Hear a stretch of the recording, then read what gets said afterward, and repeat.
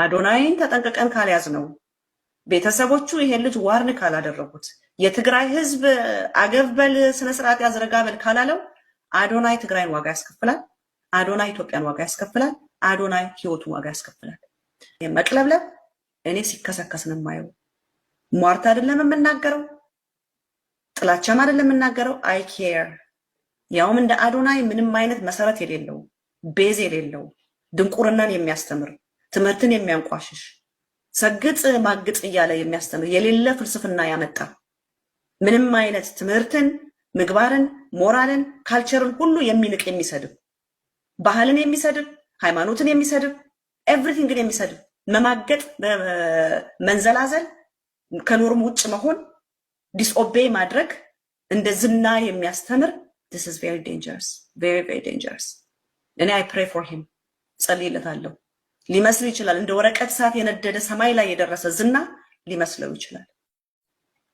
እንደ ሌሎቹ ወጥቼ አንበሳ ገዛና አንበሳ ትግራዋይ አለለውም because I care። እኔ እናት ነኝ፣ ልጆች አሉኝ፣ ስለ ሰው ልጆች ይገደኛል። እኔ አዶናይ ሲወድቅ እንጂ ሲከብር አላይሁም ያለሁት። እየሄደበት ያለው ሩጫ ደግሞ is dangerous, very very very dangerous። ስለዚህ ማለት የምፈልገው 3.5 ሚሊዮን ተከታይ ያለ ምክንያት አይደለም የኖረው። አሁን ያነሳው ሰግጥ ፈምስ ለእንትን ድድብ ለምናምን ስግጥ ምናምን ሲል ኮት ተደርጎ አይቻለሁና ምንድነው ጥፋት ውስጥ ንገረኝ። ኮንቴክስት የሚባል ነገር አለ። ነገሮችን ደደብን የምታቀው ቃሉን ሌላ ጊዜ ምንም የማያቅ የሆነ የማይገባው ምናምን ብለህ ሊሆን ይችላል ነው ያ የዛ ጊዜ አተርጓጉም ነው። ከጄንዚ በፊት የነበሩ ሰዎች የተረዱበት መንገድ ነው። አሁን እሱ የሚያወራበት ኮንቴክስት እሱ አይደለም። ምንድነው ያለው? ጀስት አትስማ ነው። ይሉኝታ እንዳያደናቀፈ የሰዎች ኮሜንት ትችት ምናምን አትስማ፣ በቃ ለበረከቴ ስግጥ ለምናምን ስግጥ ነው ያለው። አትወቃለ አትመራመራ አውቄ ምን ጠቀም አውቄ ተንቀቃን ያርገኝ ነው። ብሽቀት አለው። እንዴት አንደርስታንድ አደረገዋለሁ። ለምን መሰለ? በተለይ አሁን በእኛ በአገራችን ኮንቴክስት ከሄድን ያወቀ ሰው ነው እንዴት የተጠቀመ እሱ የሚለው ነው ልክ ገብቷል። አሁን ዝም ብለህ ታስመስላለህ ምናምን ይሄ ሶሻል ኖርምስ ኤንድ ቫልዩስ ለመጠበቅ በፍጹም ዝም ብለህ ማስመሰል ሌላ ታሪክ አይደለም። ያወቀ ሰው አይደለም የተጠቀመው ብለህ ቆይ መሬት ላይ እንኳን ያወቀ ሰው አልተጠቀመም ብትለኝ እንኳን ዕውቀትን ግን ቆይ ሐሳቤን ልጨርስ። እሺ ጨርስ። ኮንቴክስት የሚባል ነገር አለ። እሺ ሁለተኛ ፐርሰናል ፐርስፔክቲቭ ነው። ይሄ የልጁ ፐርስፔክቲቭ ነው ገብቷል። እሱን የሚጋሩት እንግዲህ ቢያንስ 3.5 ሚሊዮን ተከታዮች አሉት። አንድ አይነት አስተሳሰብ ነው ማለት ነው። አሁን እኛ ላይመቸን ይችላል፣ አንደርስታንድ አደርጋለሁ። ዕውቀትን ማንቋሸሽ ምናምን ብዬ አልተረዳሁም።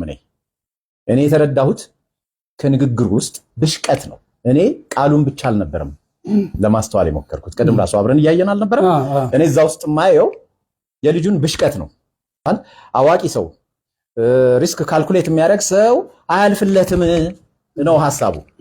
እውነት አይደል? የመሬት ላይ የምታከውንክ ስነ ምግባር የምትጠብቅ ነገሮችን ግራና ቀኝ ለማየት የምትሞክር ከሆነ ብዙ ነገር ነው እያለፈ የሚሄደው።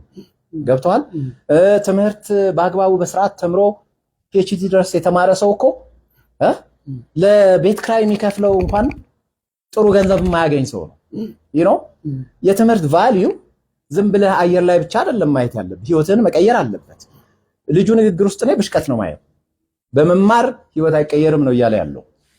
ገብቷል? ይሄን እኮ በተለያየ አዶናይ ስግጥ ፍምስ ጉዳይ አከራካሪነቱና መነጋገሪያነቱ ከእለት ወደ እለት እየጨመረ መጥቷል። ሁለት ጽንፍን ይዘው ነው ሰዎች እየተከራከሩ የሚገኙት። አንደኛው ጽንፍ አዶናይ ስግጥ ፍምስ በማለት ትውልድ ለትምህርት ያለውን ቦታና ፍላጎት ዝቅ አድርጎ እንዲመለከት እያደረገው ነው። ይህም ነገ ሀገሪቱን በኃላፊነት የሚረከቡ ዶክተሮች፣ ኢንጂነሮች፣ መምህራኖችና ሌሎች የሚያስፈልጉ የተማሩ ኃይሎች እንዲታጡ ያደርጋል። ሀገርን ወደ ቁልቁል የሚያወርድና ኃላፊነት የማይሰማው ትውልድ የሚያፈራ ነው ሲሉ፣ በሌላኛው ጽንፍ ደግሞ ስግጥ ፍምስ ሁሉም ሰው ባለበት በተሰጠው ተሰጦ ሰዎች ምን ይሉኛልን ወይም ደግሞ ይሉንታን ወደ ጎን በመተው እንዲሰሩ የሚያበረታታ አንቂ ምክር ነው የሚሉም አሉ። እናንተስ ምን ትላላችሁ? ስግጥ ፍምስ ሰዎች ቲክቶከር ብቻ እንዲሆኑ ትምህርትን እንዲጠሉ ያሉበትን የሙያ ዘርፍ እንዲተው የሚያበረታታ ነው ወይስ ባሉበት በተሰጣቸው በሚወዱትና እንዲሁም ሊሆኑ በሚፈልጉት ላይ እንዲበረቱ እንዲያተኩሩ የሚያነሳሳ ነው ትላላችሁ? ሐሳባችሁን ኮሜንት ሴክሽን ላይ አስቀምጡ። ሰላም ሰላም፣ እንዴት ናችሁ? ደህና ናችሁ ወይ? እኔ ዛሬ ምን ሐሳብ አለኝ መሰላችሁ? የእውነቴን ነው የምላችሁ።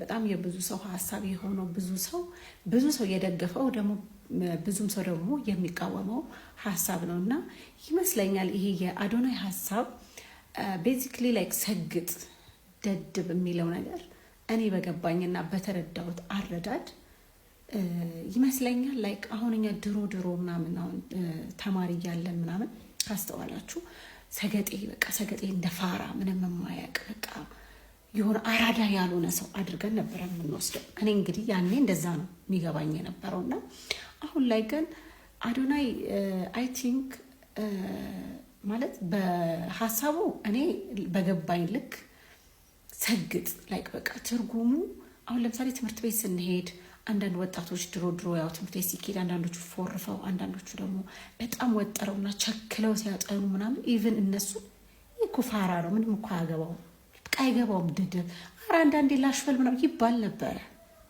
ይሄንን መቼም ያስተዋለ ሰው የለም ብዬ አላስብም። ኢትዮጵያ የሆኑ ለምን ይሄ ፋራ ነው ይሄ ምንም አይገባውም እንዴ እያጠና እየተማረ እንዴ ወጥሮ ቸክሎ ትምህርት ቤት እያለ ሳይፎርፍ እንደነሱ የሆነ በቃ የተቀዳደደ ትልትል ልብስ ሳይለብስ ኮፍያውን እንደዚህ ሳያዞር ምናምን ብቻ ስላላደረገ እንደነሱ የፎረፈ ፀሐይ ላይና ወይ ደግሞ በአንዳንድ ሱሶች ስላልተጠቃ ያንን አላማውና ታርጌቱን ብቻ እያሳካ በሚሄድ ወጣት አራዳ ነኝ ባዮች ሰገጤ እያሉ ይጠቀሙበት ነበረ።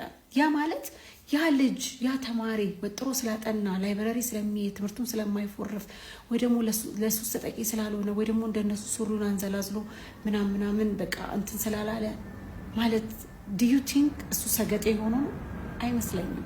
ምንድነው ባመነበትና በአላማው ጸንቶ ለሚገባው ነገር ሰዓቱን ስፔንድ ስላደረገና ወጥሮ ቸክሎ ትምህርት ቤቱ ስግጥ ብሎ ስግጥ ሰገጤ የሚባሉት እኮ በጣም ቶፕ ተማሪዎችና የማይፎርፉ ሱሪያቸውን እያንዘላዘሉ የማይሄዱ በጣም በቃ ትምህርታቸውን ሳይፎርፉ በቃ ካስተማሪ እኩል ወጥተው እየገቡ የሚማሩ ልጆች ሰገጤ ይባሉ ነበር።